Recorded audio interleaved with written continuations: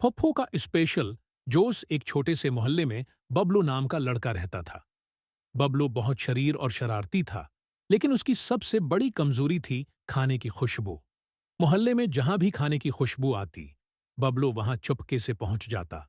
एक दिन गर्मी बहुत ज्यादा थी और मोहल्ले की मशहूर फप्फू शकीला ने ऐलान किया, आज मैं सबके लिए स्पेशल जूस बनाऊंगी।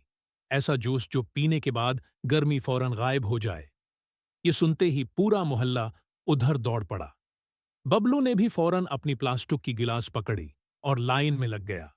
लेकिन पप्पू शकीला एक एक करके गिलास भर रही थी और हर किसी को डांट भी रही थी। हाँ, जरा दूर रहो, मेरा स्पेशल जूस है, हाथ न लगाना। जब बबलू की बारी आई तो उसने देखा कि फुफो शकीला के बड़े जग में जूस के साथ साथ कुछ सब्ज मिर्चें, अदरक के टुकड़े और लाल मिर्च पाउडर भी तीर रहे हैं। बबलू हैरान हुआ और पूछा, फुफो, ये जूस है या कौरमा का सालन? फुफो ने नाक चढ़ाते हुए कहा, चुप रहो, ये है मेरा स्पेशल हेट ब्रेकर जूस।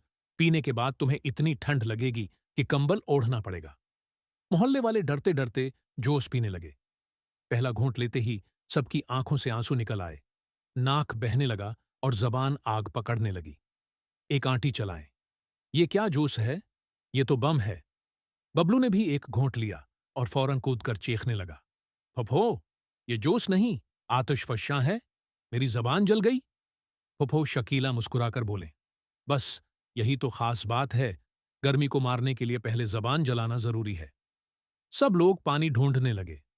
कोई नलके के नीचे मुन्ना लगा रहा था, तो कोई गली के बच्चे के पानी वाले पस्तूल से मुंह धो रहा था।